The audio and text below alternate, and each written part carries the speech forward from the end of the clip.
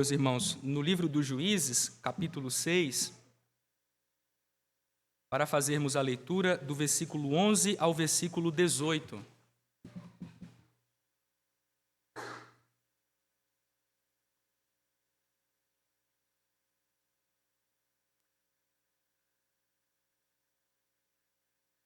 Juízes, capítulo 6, do verso 11 até o verso 18.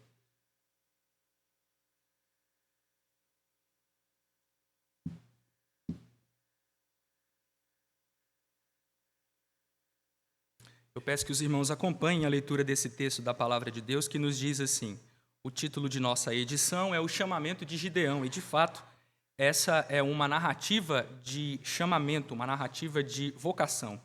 Diz assim o texto: Então veio o anjo do Senhor e assentou-se debaixo do carvalho que está em Ofra, que pertence a Joás, Abiesrita.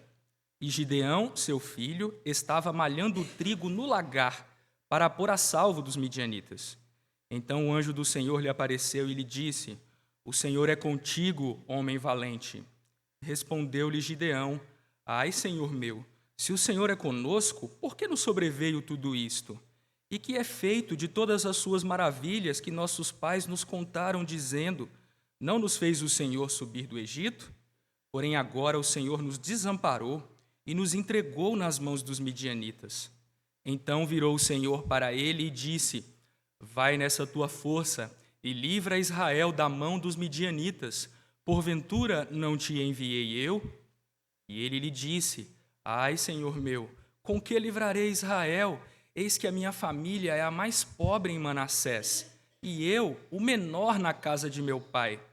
Tornou-lhe o Senhor: Já que estou contigo, ferirás os midianitas como se fossem um só homem. Ele respondeu: Se agora achei mercê diante dos teus olhos, dá-me um sinal de que és tu, Senhor, que me falas. Rogo-te que daqui não te apartes até que eu volte, e traga a minha oferta, e a deponha perante ti. Respondeu ele: Esperarei até que voltes. Vamos orar, meus irmãos, pedindo a Deus que nos dê iluminação.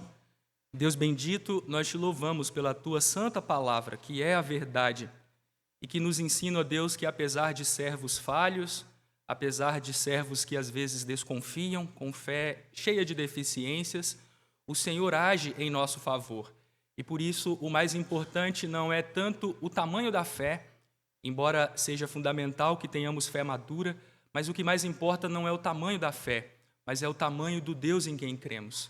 Nossa fé é tão frágil, Senhor, na maioria das vezes.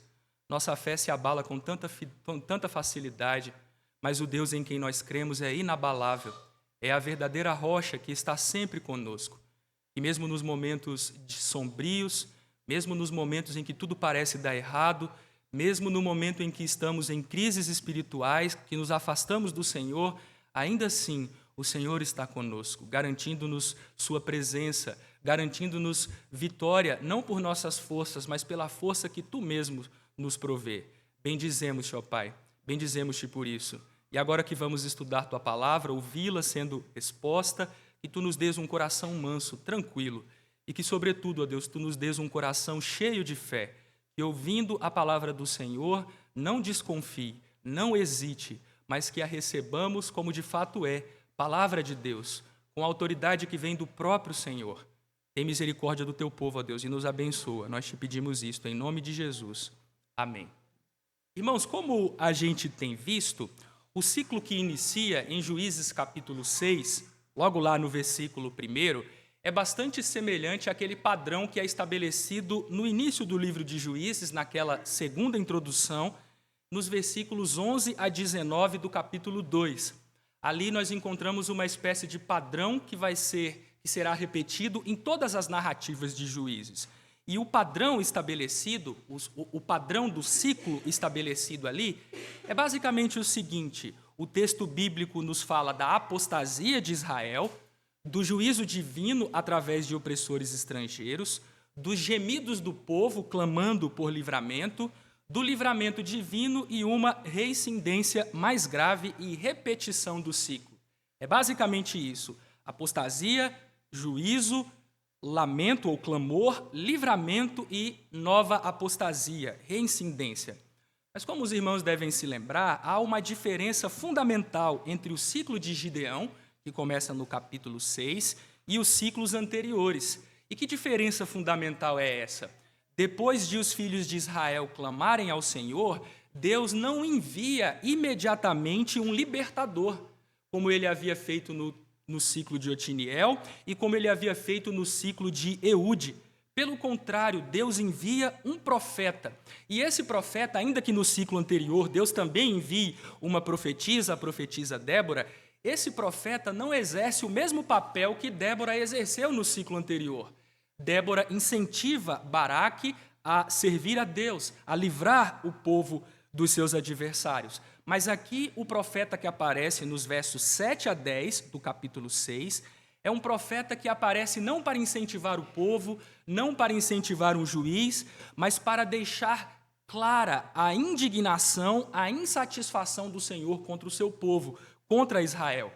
E de maneira implícita, portanto, o profeta aparece na narrativa, quebrando o padrão estabelecido nas narrativas anteriores, para chamar o seu povo ao arrependimento, como vimos na semana passada.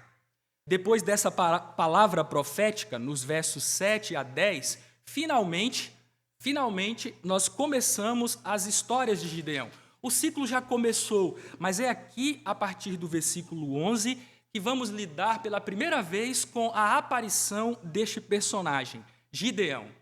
E como eu já disse para os irmãos num sermão anterior, Gideão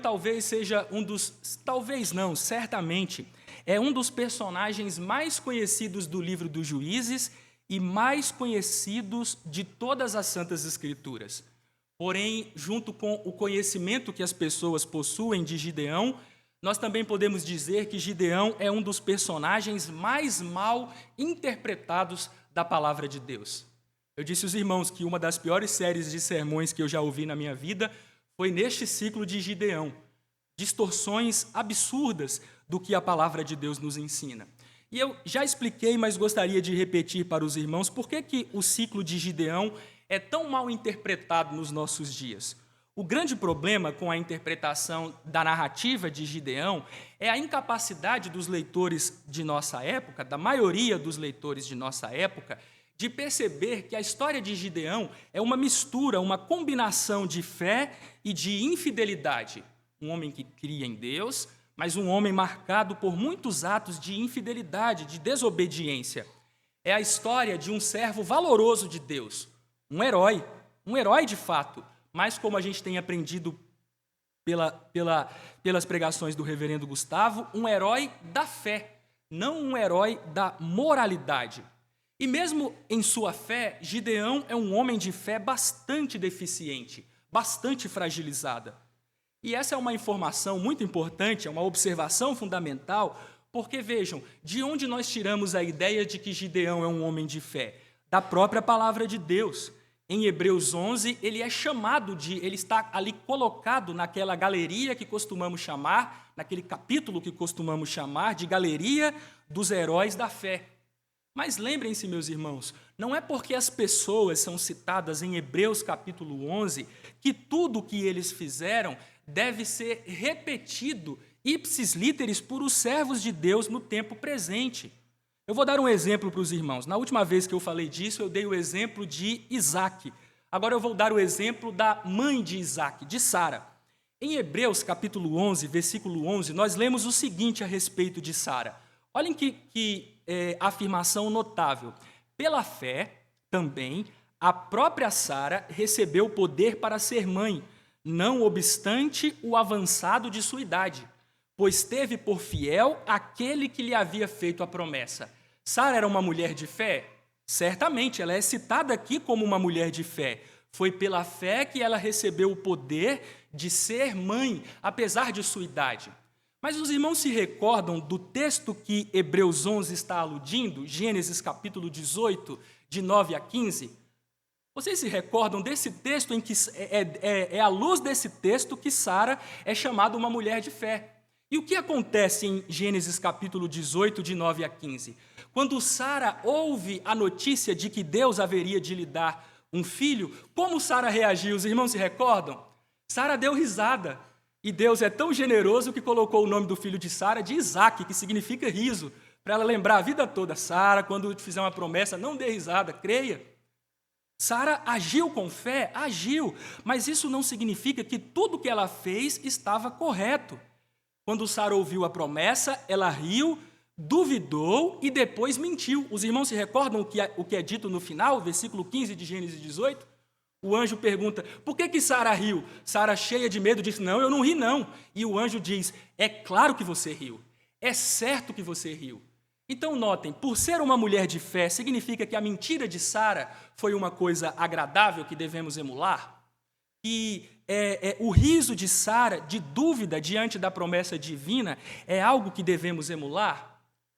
Certamente, irmãos, Sara foi uma heroína da fé, mas isso não significa que toda a sua vida foi um primor, que temos, inclusive, de canonizá-la em nossa leitura da palavra de Deus. E eu estou citando esse exemplo porque, da mesma forma, acontece com Gideão.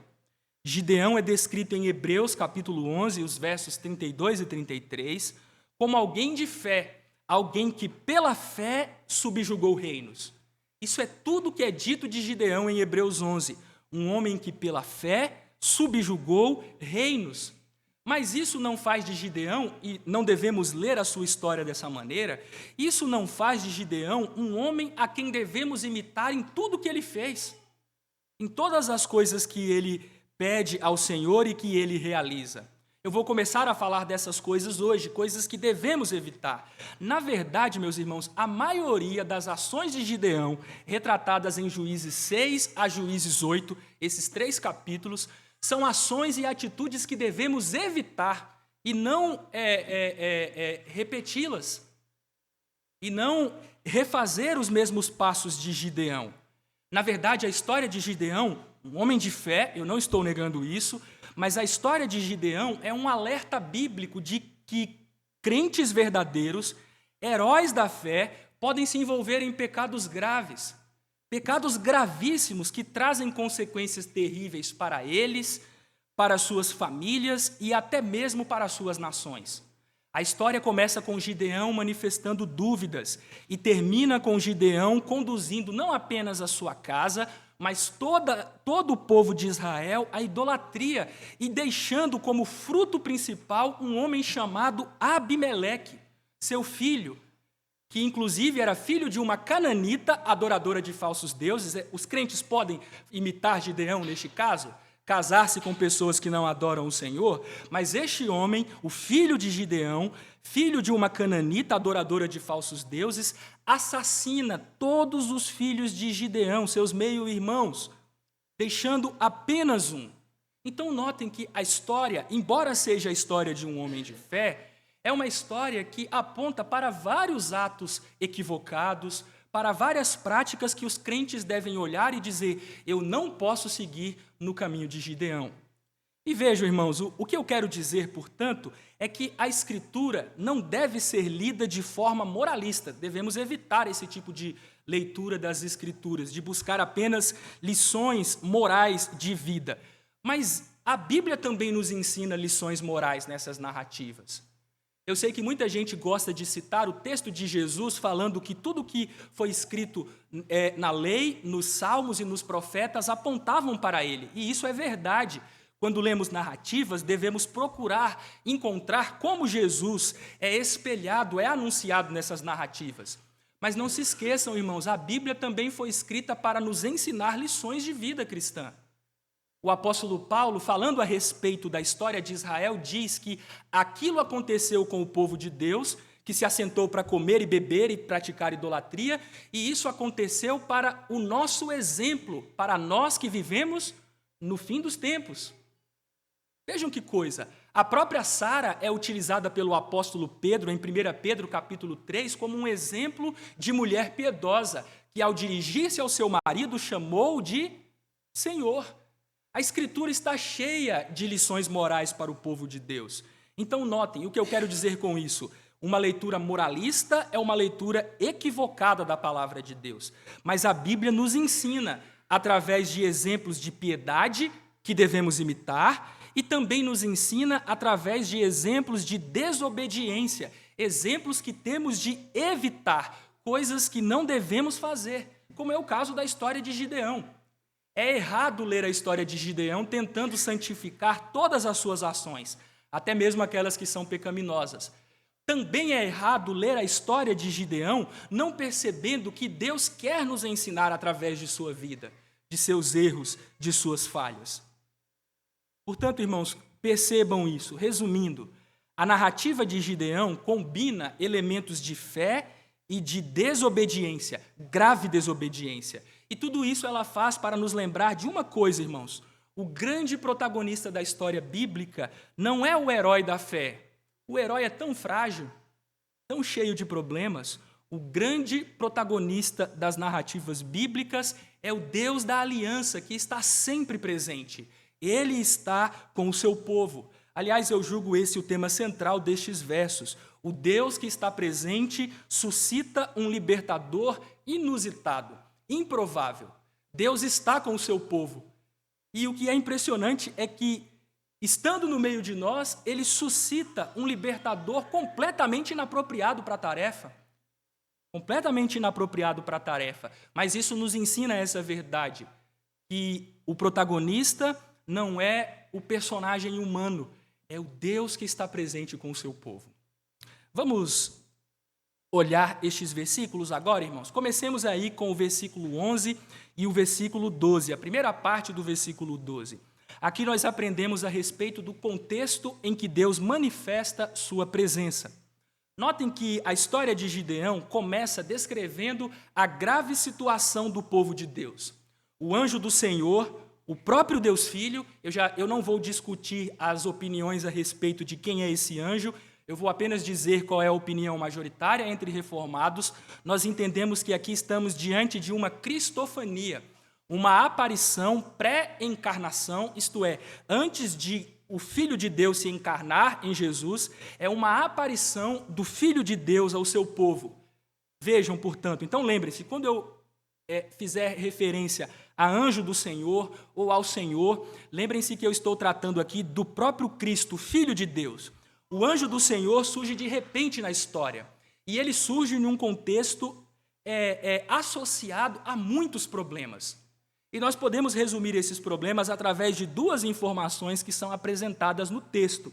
A primeira delas é que o anjo aparece e assenta-se debaixo do carvalho que está em Ofra. Essa é uma informação importante, irmãos. Há quem sugira, e eu estou de acordo com essa sugestão, que a árvore frondosa desse texto, o carvalho, era uma árvore que estava associada às práticas religiosas pagãs, às práticas de adoração dos deuses cananitas. Os irmãos devem se lembrar que, posteriormente, Israel, influenciado pelos seus vizinhos, começou a adorar debaixo de toda a árvore frondosa. Vocês se recordam disso? Debaixo de toda a árvore frondosa. Eu acredito, portanto, que este carvalho, debaixo do qual Gideão estava realizando a sua tarefa, é um carvalho associado com práticas idólatras, com práticas pecaminosas. Fato é, e eu acho que isso fortalece esta sugestão, que depois o texto bíblico vai deixar ainda mais claro que a família de Gideão era uma família envolvida com práticas cananitas de adoração. O pai de Gideão tinha uma fortaleza, um santuário, é chamado de baluarte, depois eu vou lembrar para os irmãos disso. O pai de Gideão tinha um santuário, uma fortaleza dedicada a Baal. Isso vai ficar claro mais adiante, mas aqui temos um indício, uma espécie de dica do problema do povo de Deus. Quando o anjo do Senhor apareceu? Quando Deus manifestou sua presença? Num período de grave crise espiritual do povo da aliança. O povo da aliança é envolvido com idolatria. Mas notem que há uma segunda informação no texto que aponta agora para as consequências da idolatria. O que a idolatria promoveu em Israel? Desordem, desacerto social, problemas econômicos. O que o texto descreve? Que Gideão, um homem que era filho de Joás, o abiesrita, estava malhando o trigo no lagar. Irmãos, talvez numa leitura assim, apressada do texto, você não entenda o que está acontecendo aqui. Mas o lagar não é o lugar para se malhar o trigo. Sabiam disso? O lagar é um lugar onde se prensam uvas, onde uvas são prensadas. E o lagar era caracterizado pelo seguinte: os judeus escavavam as rochas em duas partes, uma parte mais alta e uma parte mais embaixo. Eles pisavam as uvas em cima e as uvas escorriam para baixo. Qual era o lugar em que eles malhavam o trigo? Eles malhavam o trigo em montes elevados para aproveitar o vento. Eles batiam o trigo, eles batiam para que a palha separasse e jogavam para o alto. Quando eles jogavam para o alto, o que acontecia com a palha? A palha era levada e o trigo ficava. Mas por que Gideão não está indo para um lugar alto? Por que ele está escondido num lagar, malhando o trigo no lugar que ele deveria prensar uvas? Porque ele queria colocar aqueles grãos a salvo dos midianitas. Vejam que coisa. A idolatria do povo de Deus, a maldade do povo de Deus para com o Senhor, estava provocando um profundo desacerto social e econômico no meio do povo de Deus. Os midianitas eram uma espécie de Receita Federal e Ministério da Fazenda da época. Eles tomavam tudo do povo, ou quase tudo. E o que Gideão está fazendo? Sonegando, escondido. Eu vou fazer aqui escondido. Por quê? Porque se eu fizer em público, o que vai acontecer? Eles vão me tomar tudo. E era exatamente isso que os midianitas faziam. Como eu disse, irmãos, parece uma leitura uma descrição da Receita e do Ministério da Fazenda. Nos versículos 4 e 5, é dito que os midianitas destruíam os produtos da terra, não deixavam em Israel sustento algum e entravam na terra para destruir. Eu estou fazendo menção aqui às expressões principais. Os midianitas destruíam o povo de Deus, humilhavam, vexavam o povo de Deus por causa de seus pecados. É nesse contexto, portanto, de decadência espiritual, moral, social e econômica que o Senhor se apresenta ao seu povo. E o que o Senhor faz nessa situação? Então aqui a gente tem o contexto em primeiro lugar. Mas a partir daqui, o que se sucede? Notem, irmãos, que o que vai se suceder a partir do versículo 12, da segunda parte do versículo 12, até o versículo 18, é um diálogo entre o Senhor, o anjo da aliança, e Gideão. Por 3 vezes o Senhor fala e Gideão responde. E agora eu quero ressaltar exatamente estes diálogos, ou essas 3 partes do diálogo que encontramos no texto. Notem que o diálogo começa o seguinte, na primeira parte, no versículo 12, com o Senhor garantindo sua presença a Gideão. O Senhor garante sua presença a Gideão. Essa é a primeira parte do diálogo, versículo 12. É primeira parte. Segunda parte, o Senhor é contigo, homem valente. O que o anjo do Senhor faz nesse tempo de trevas espirituais e de decadência social e econômica? O Senhor se revela como Deus presente. O Senhor é contigo, homem valente.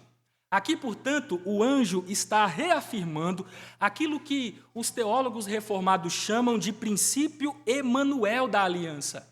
O Deus que estabeleceu uma aliança com o seu povo, o Deus que prometeu ser o nosso Deus e nós sermos o seu povo, é o Deus que habita no meio de nós.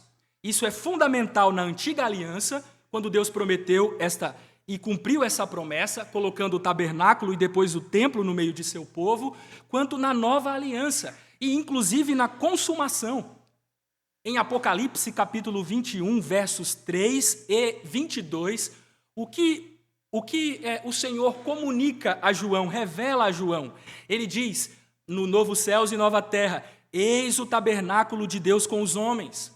Deus habitará com eles. Na cidade não vi santuário, porque o seu santuário é o Senhor, o Deus Todo-Poderoso e o Cordeiro. Portanto, vejam que esse princípio, a presença de Deus no meio do seu povo, o princípio Emanuel da aliança, perpassa toda a Escritura. E, meus irmãos, essa é uma declaração impressionante à luz do contexto. É um tempo de trevas, de idolatria, de caos moral e econômico. E como Deus se revela nesta ocasião? O Senhor é contigo. O Senhor é contigo. Deus permanece no meio de seu povo, mesmo em tempos sombrios, em tempos de graves desvios por parte de seu povo. E sabem o que é mais impressionante? É que o Deus que está presente chama Gideão de homem valente. Meus irmãos, sejamos honestos. Se você visse alguém escondido porque estava com medo do adversário, você chamaria esse homem de homem valente? De poderoso guerreiro? O que essa declaração inusitada significa? Essa declaração inusitada é uma espécie de profecia. Deus está dizendo para Gideão: porque eu estou contigo, mesmo você sendo esse covarde, escondido, malhando trigo no lagar, você fará grandes coisas, porque o Senhor é contigo. A valentia de Gideão, o heroísmo de Gideão não procedia de si mesmo. Gideão é um homem covarde, irmãos. Ficará claro na história isso. Um covarde que bajulava poderosos e que vexava fracos. Gideão não era um homem valente por sua própria natureza. Todo covarde é assim. Ele teme os poderosos e arrebenta os mais fracos. Assim era Gideão. Ele temeu os efraimitas, dizendo: os rabiscos de Efraim são maiores do que as árvores de Manassés. E quando ele lidou com Sucote e Penuel, cidades mais fracas, o que ele fez? Ele trilhou os anciãos de uma daquelas cidades nos espinhos. Com os poderosos, bajulação. Com os fracos, dureza, severidade, covardia. Esse é Gideão. Por que o anjo o chama de homem valente? Porque Deus estava com ele. E quando Deus está conosco, mesmo fracos, mesmo covardes, mesmo impróprios, inadequados para a tarefa, fazemos grandes coisas. Davi disse isso: em Deus faremos proezas. É isso que significa essa expressão. Porque Deus estava com ele, ele haveria de fazer grandes coisas. Mas como Gideão responde às palavras do Senhor? Como ele reage a essa promessa bendita? O Senhor é contigo, homem valente, com contestações e acusações. Vejam que coisa. Como Gideão reage? Ele começa de maneira educada. Aqui foi traduzido com ai, meu Senhor. Eu não gosto muito dessa tradução porque ai é uma palavra utilizada na Bíblia e quando traduzida por ai, e ela não aparece aqui, embora esteja traduzido como ai, é uma palavra associada à maldição. E aqui, na verdade, é uma espécie de escusa. Quando você vai se dirigir a alguém e você já vai preocupado dizendo: me perdoe se eu falar alguma coisa imprópria, mas eu quero dizer isso daqui. Gideão começa de maneira educada: perdão, meu Senhor. Desculpe, meu Senhor, mas se o Senhor é conosco, veja, ele começa a contestar. Se o Senhor é conosco, por que nos sobreveio isso? E onde estão as maravilhas do Senhor? Vejam que ingratidão, irmãos. Ele cita o caso do Egito e sugere que depois do Egito Deus não fez mais nada. Mas é isso que nós lemos no livro dos Juízes? Em Juízes 1, Deus entregou aqueles povos para Israel. Em Juízes 3, Deus livrou os israelitas de seus inimigos com Otiniel e Eude. Em Juízes 4 e 5, ele livrou o seu povo através de Débora, Baraque e Jael. Vejam, contestações ingratas. Se o Senhor é conosco, por que nos sobreveio tudo isso? E o que é feito de todas as suas maravilhas que os nossos pais nos contaram, que o Senhor nos fez subir do Egito? E aí Gideão revela a sua face no final do versículo 13. Porém agora o Senhor nos desamparou e nos entregou nas mãos dos midianitas. As palavras iniciais parecem polidas, mas a fala total de Gideão revela uma visão equivocada das circunstâncias.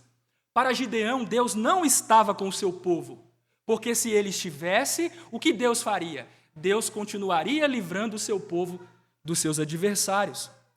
Mais do que isso, Gideão não apenas está dizendo: o Senhor não está conosco, ele ainda diz: o Senhor nos abandonou e nos entregou nas mãos dos inimigos.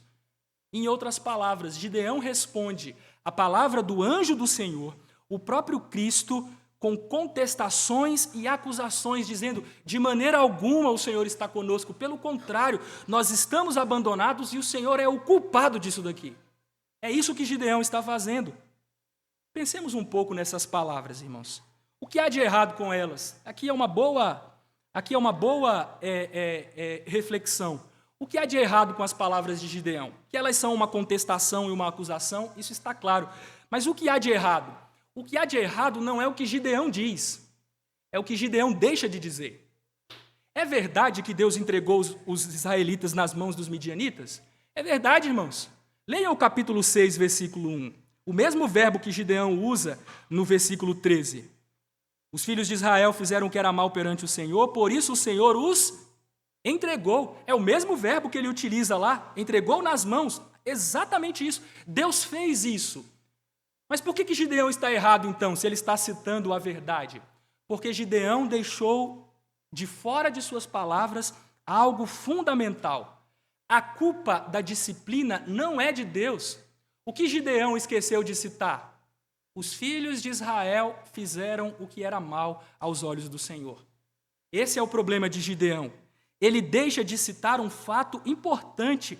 Deus não abandonou o seu povo, pelo contrário, Deus estava presente, e é por isso que o seu povo estava sendo disciplinado. A culpa não era de Deus, como afirma Gideão, a culpa era de Israel. E vejam que coisa, como Israel começou descrevendo o seu fracasso. Eles atribuíram o fracasso à tecnologia militar avançada de seus adversários. Lá em Juízes 1:19 é dito que, por que Israel não expulsaram os moradores? Porque eles tinham carros de ferro. Então, no início, a culpa era de quem? Dos inimigos. Eles são mais hábeis, têm mais tecnologia do que a gente. E agora, de quem é a culpa? A culpa é de Deus. Aqui é o mesmo problema de Noemi, quando volta da terra de Moabe. O Senhor me amargou. Verdade. O Senhor me fez voltar vazia. Verdade. Mas o que está faltando nas palavras de Noemi? Está faltando que vocês foram rebeldes contra o Senhor. E Deus os disciplinou para trazê-los de volta. A mesma coisa, Gideão. Não está errado afirmar que Deus os entregou, mas está errado o tom da acusação. Deus nos entregou, a culpa é sua. Não, a culpa é de Israel. Gideão fez como Adão. A culpa não é minha, a culpa é da mulher, o adversário, que tu me deste. O mesmo defeito de Israel, os inimigos, por causa da culpa do Senhor. Os inimigos com carros de ferro, mas a culpa, no final das contas, é do Senhor. E vejam, irmãos, o que Gideão está fazendo aqui é algo grave. Eu não sei se os irmãos sabem, mas o seu pai é um abiesrita. Abiesrita. A palavra Abiezer, o clã de Abiezer, essa palavra significa o pai é meu auxílio. É a palavra Av, pai, Abraão, todas essas palavras, e a palavra Ezer, que é a palavra utilizada para mulher. Eu farei para você uma Ezer, uma auxiliadora. Então a palavra Abiezer significa o pai é meu auxílio. E o pai aqui é uma referência à divindade. E o que Gideão está dizendo? Eu sou do clã de Abiezer, mas o Deus que diz que é meu auxílio não é verdadeiro, ele não está me auxiliando. É isso que Gideão está fazendo. Ele está negando a fidelidade de Deus à aliança. Essa é uma acusação grave, gravíssima. Ele está dizendo, Senhor, nós estamos nessa situação, não é porque o Senhor está conosco, é porque o Senhor é culpado de nos abandonar e deixar de nos auxiliar. E aqui podemos fazer uma aplicação. Gideão representa os crentes que desejam benesses, mas não querem responsabilidades. Os crentes que querem as bênçãos da aliança, sem submissão às normas da aliança. O que Gideão queria? Que Deus continuasse livrando Israel, independentemente dos caminhos de Israel. Nós vamos continuar na idolatria, nós vamos continuar adorando Baal, o poste ídolo, o Azerá. Vamos continuar em todos os nossos pecados, mas Deus tem que nos abençoar. É isso que Gideão está desejando de Deus. Por que o Senhor não está nos livrando? Não importa o que fazemos, o Senhor deve continuar nos abençoando. Crentes que querem as bênçãos da aliança sem submissão às normas da aliança. Crentes que querem as bênçãos do Deus verdadeiro enquanto servem falsos ídolos. Deixa eu dizer uma coisa para o irmão. Se você está se ajoelhando diante de um altar de um falso Deus, não espere bênção do Deus verdadeiro. Os ídolos concedem isso: morte, prejuízo espiritual, dano social, problemas econômicos. É isso que os ídolos produzem. Ou os irmãos pensam que os ídolos são como Deus? Os ídolos não são como o Senhor. Os ídolos são perversos, nos tomam tudo. Vejam o Baal moderno, o Estado moderno, nos toma tudo. Deus nos pede 10%, a gente reclama, mas o Estado nos toma quase tudo em impostos, taxas, e a gente paga tranquilo. Nós somos idólatras e os ídolos nos fazem mal. Não pensem que adorando falsos ídolos iremos receber bênçãos do Deus verdadeiro. Gideão era um homem, aquele tipo de crente com conhecimento distorcido das Escrituras. O crente da caixinha de promessa, já viu? Ele só quer abrir naquela promessa. E as responsabilidades da aliança? Aí ele pega uma promessa, mas por que Deus não está me dando essa promessa? Todo errado, com a vida toda bagunçada. Mas o que aconteceu com o Senhor? Cadê os feitos do Senhor? Indivíduos que se apegam ao que é agradável, mas não querem compromisso. Isso é muito grave, irmãos. E é exatamente o que Gideão faz. A culpa dos nossos infortúnios é do Senhor. Deus tinha que nos abençoar.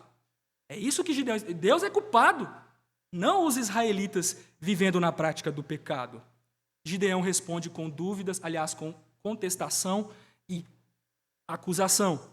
O segundo diálogo, a partir do versículo 14. Eu não vou conseguir chegar ao terceiro, vou parar nessa segunda parte do diálogo. O segundo diálogo, o Senhor afirma que envia Gideão. Ele assegura Gideão de seu envio.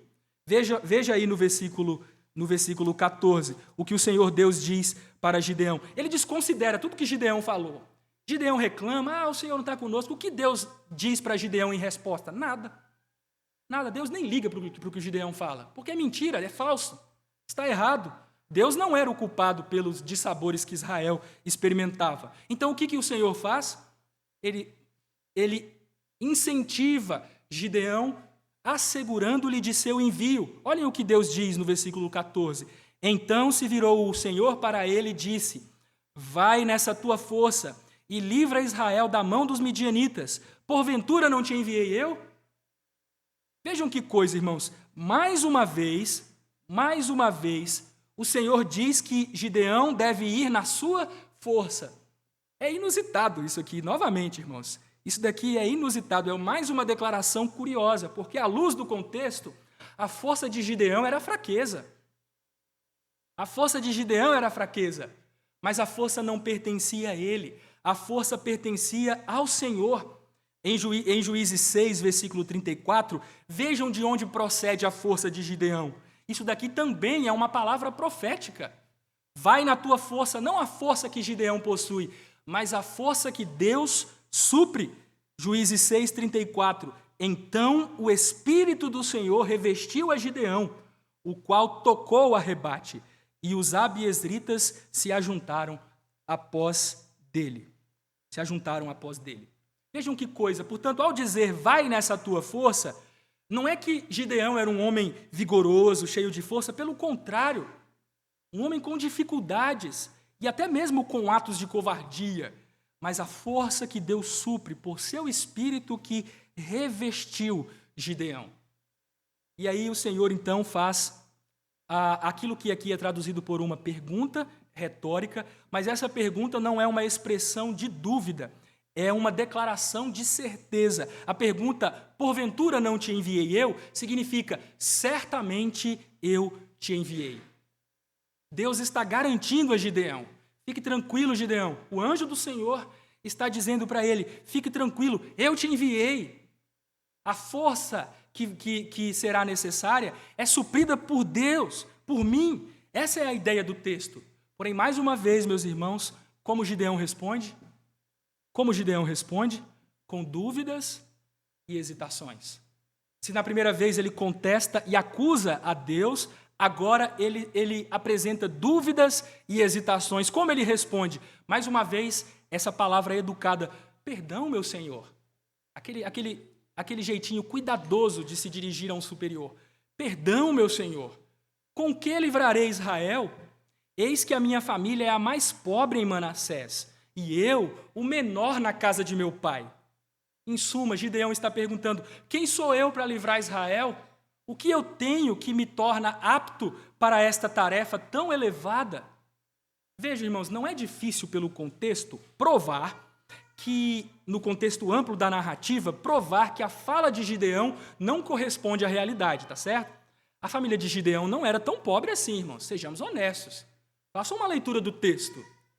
Gideão é descrito como alguém que tem mais do que 10 servos. Lá no versículo 27, Gideão tomou 10 homens dentre os seus servos. Isto é, ele tinha mais do que 10. Era um homem pobrezinho. Era um homem com serviçais. Era filho de um homem que possuía gado. Capítulo 6, versículo 25. Era filho de um homem que era dono de um santuário dedicado a Baal. Que não era um santuário qualquer, era um baluarte, uma fortaleza. É assim que o santuário é chamado. É assim que o santuário é descrito mais adiante. Uma fortaleza, um baluarte. Ele não era de uma família pobrezinha, como ele parece sugerir. Pelo contrário, era uma família de posses e de prestígio no meio de Israel. Era uma família, para aquelas circunstâncias, abastadas. Mas, não obstante, meus irmãos, é provável, na verdade, é certo que Gideão se considerava inadequado para a tarefa. E isso por causa de sua idade. Ele diz, eu sou o menor na casa de meu pai. Eu sou o filho mais novo. Como Deus vai me usar?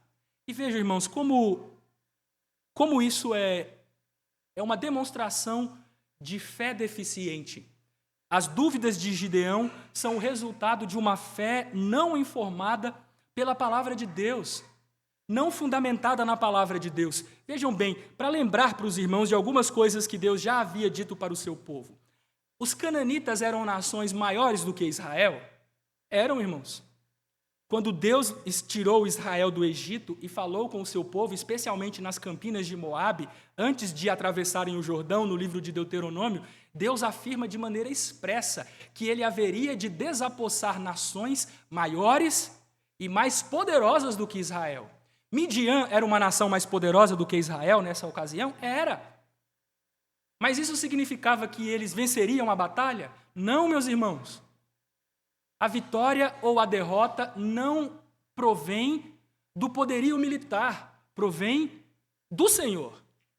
Gideão aqui, ao se tratar como um indivíduo inadequado, não está atento para o que a palavra de Deus ensina. Porém, há algo mais aqui. E o que é, irmãos? Vocês se recordam das narrativas patriarcais? Vocês se recordam que Deus tem uma espécie de prazer de escolher o mais novo para deixar claro que não é porque alguém é poderoso, não é porque alguém é o início do vigor de um homem que o Senhor concede redenção e salvação? Lembrem-se das histórias dos patriarcas. Qual foi o filho de Abraão escolhido para ser o portador da promessa da aliança e levá-la adiante? Isaque, o mais novo, não Ismael. Qual foi o filho de Isaque escolhido para ser o portador e levar a aliança adiante, a promessa da aliança adiante? Jacó, não Esaú, o mais velho, não o poderoso caçador, mas o homem pacato de dentro da casa, medroso. E teve medo de Esaú, de ser destruído por Esaú, é este. E quando Jacó foi abençoar os filhos de José, Manassés e Efraim, o que Jacó fez? Ele inverteu as mãos, dizendo para o seu filho que o mais moço seria o mais poderoso. Meus irmãos, se Gideão estivesse firmado na palavra de Deus, ele saberia que não importa sua posição social, não importa o seu status. Se Deus lhe deu o direito da primogenitura, de ser aquele que vai herdar a porção dobrada, a metade dos bens, não importa. Não importa o seu status. Quem tem poder é o Senhor que chama, não aquele que é chamado. As palavras de Gideão, portanto, não evidenciam humildade, evidenciam falta de fé. Eu não chamaria falta de fé, eu chamaria de fé deficiente, pouco informada pela palavra de Deus, pouco informada pelo Senhor e sua palavra. Esse é o problema de Gideão, uma fé deficitária, deficiente, fraca, fragilizada, porque ele não se firmava na palavra de Deus. Mas a última parte do diálogo, eu vou falar de maneira bem breve sobre ela, é que depois da objeção de Gideão, a última parte, Deus mais uma vez reafirma a sua presença. Deus reafirma a sua presença. A terceira parte do diálogo, vejam o versículo 16. Depois de dizer que era o menor na casa de seu pai, equivocadamente dizer que sua família era pobre, o que o Senhor diz a Gideão? Você está preocupado? Então o Senhor diz, versículo 16, já que eu estou contigo, ferirás os midianitas, como se fossem um só homem. Deus reafirma, Deus reassegura Gideão de que está com ele. E como resultado da presença de Deus, o que Gideão vai fazer? Destruirá todos os midianitas. Uma derrota avassaladora. Vejam, a expressão como se fossem um só homem não é uma expressão que aponta para facilidade, como se Gideão estivesse enfrentando um homem só, ainda que estivesse lidando com uma multidão. A expressão um só homem é usada com frequência nas Escrituras para descrever totalidade. E Israel se ajuntou como um só homem, todo Israel se ajuntou. Então, ao dizer que ele feriria Gideão como o Midian, como um só homem, Deus está prometendo uma vitória total. Eu estou contigo, Gideão. Você terá vitória completa. Porém, novamente, como Gideão responde, irmãos? Com dúvidas e hesitações. Gideão pede um sinal. E talvez você ache estranho aqui, porque a história de Gideão claramente ecoa o chamado de Moisés. Os irmãos devem se recordar disso. E no chamado de Moisés, para que o chamado fosse confirmado, o que Deus fez? Sinais. Lembram dos sinais? Toma a vara que vira uma serpente, coloca a mão no peito, a mão fica leprosa. Mas qual é a diferença da narrativa de Moisés para a narrativa de Gideão? Moisés pediu sinal, irmãos? Não, Moisés não pediu sinal. Os irmãos sabiam que Gideão é o primeiro homem da Bíblia a pedir um sinal para Deus? Sabiam disso? Deus uma vez deu esse privilégio para alguém, para Acás, para que ele pedisse. Deus pode fazer isso. Mas pedir um sinal para Deus é uma coisa estranha nas Escrituras, não é uma coisa apropriada. É algo estranho, ele é o primeiro a requisitar.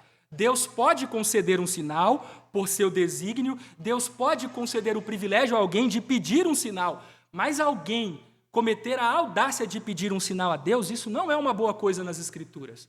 Os irmãos se recordam que Jesus fez muitos sinais, mas quem pediu sinal para Jesus? Os crentes? Não, meus irmãos.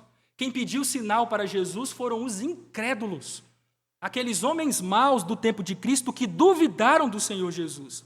Quem pede sinal nas Escrituras são os incrédulos ou pessoas com fé fragilizada. Gideão não é um incrédulo, eu repito, ele era um homem de fé, mas a fé que Gideão possuía era uma fé fragilizada.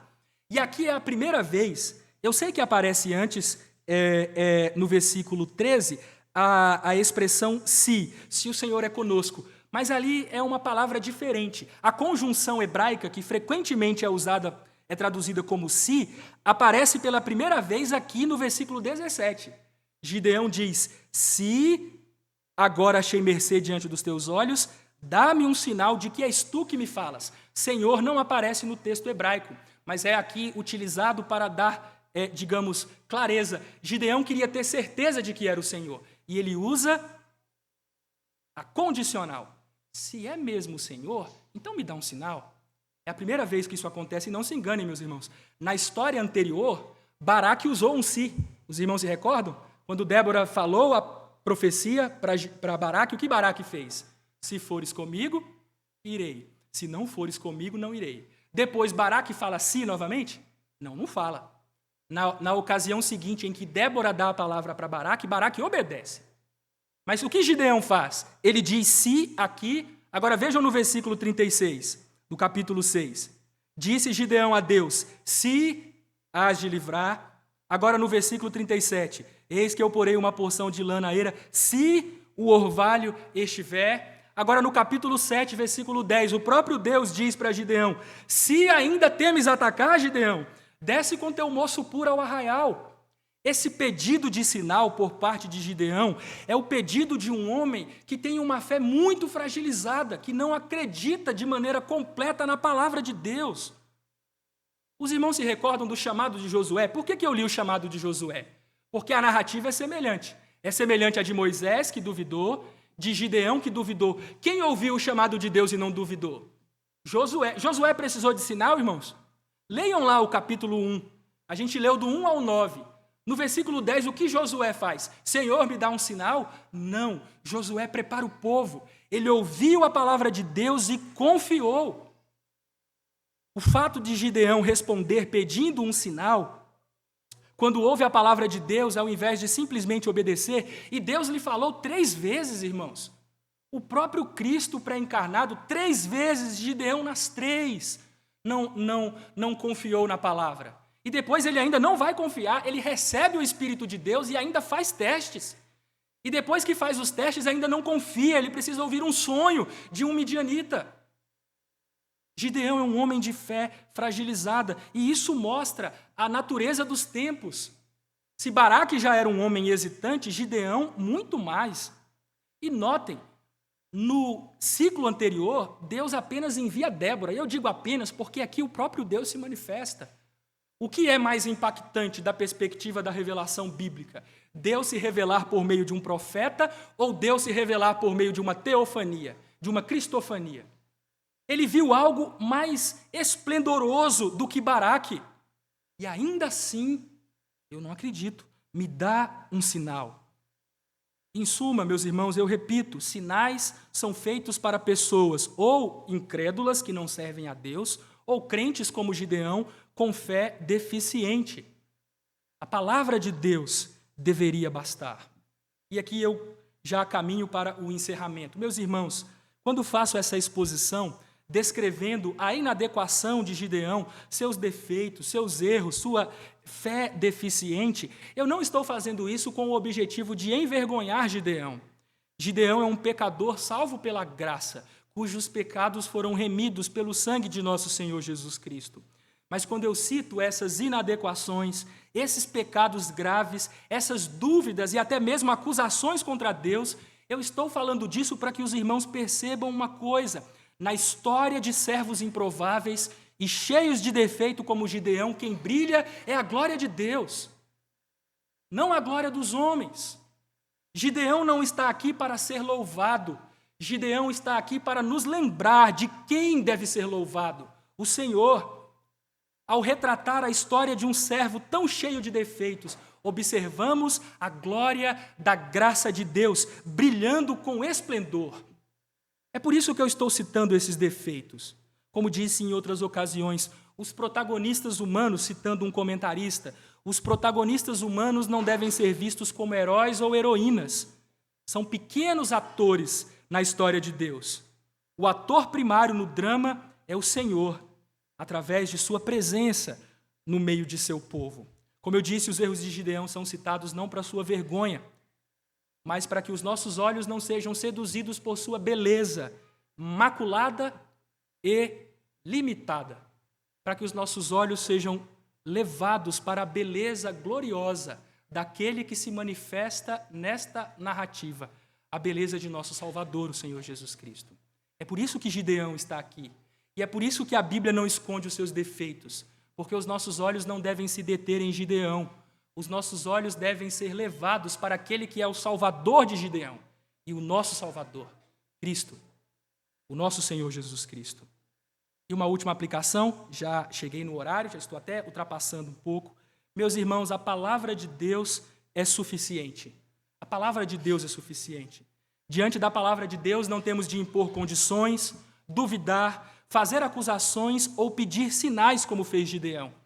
Quando a palavra de Deus nos é anunciada, ao contrário do que fez Moisés e de Gideão, como Josué, temos de crer, de confiar. Essa é parte da fé verdadeira. Nossa confissão de fé ensina que a fé, o que é a fé? A confissão explica: por esta fé, no capítulo 12, por esta fé o cristão crê ser verdade tudo o que é revelado na palavra, por causa da autoridade de Deus mesmo falando nela. Ele age e responde de forma diferente sobre cada passagem particular, prestando obediência aos mandamentos, tremendo ante as ameaças e abraçando as promessas de Deus para esta vida e para a que há de vir. Meus irmãos, quando ouvimos a palavra de Deus, podemos confiar, sejam os seus mandamentos, sejam suas ameaças ou suas promessas. Confiemos, a palavra de Deus é certa. Deus, cheio de autoridade, nos fala nela. Não duvidemos. Em outra ocasião, quando preguei e fiz uma aplicação semelhante a essa, eu citei o famoso historiador protestante francês, Émile Leonard, que descreveu o homem reformado da seguinte maneira: o símbolo adotado mais tarde, o símbolo da fé reformada, um coração em uma mão estendida oferecido a Deus, E o lema prompte et sincere bem expressa não somente pelo seu próprio comportamento neste momento capital, mas também o que é exigido dos seus seguidores, dos seguidores de Calvino. Uma vez reconhecida a verdade, deve-se segui-la sem hesitação, pronta e incondicionalmente sincera. O lema da reforma é: o meu coração ofereço a ti, pronta e sinceramente. Quando ouvimos a palavra de Deus, quando reconhecemos a voz de Deus nas Escrituras, como agimos? Com fé, sem hesitação, pronta e incondicionalmente, sinceramente. Que Deus tenha misericórdia de nós e nos faça confiar em sua palavra. Vamos ficar em pé, meus irmãos?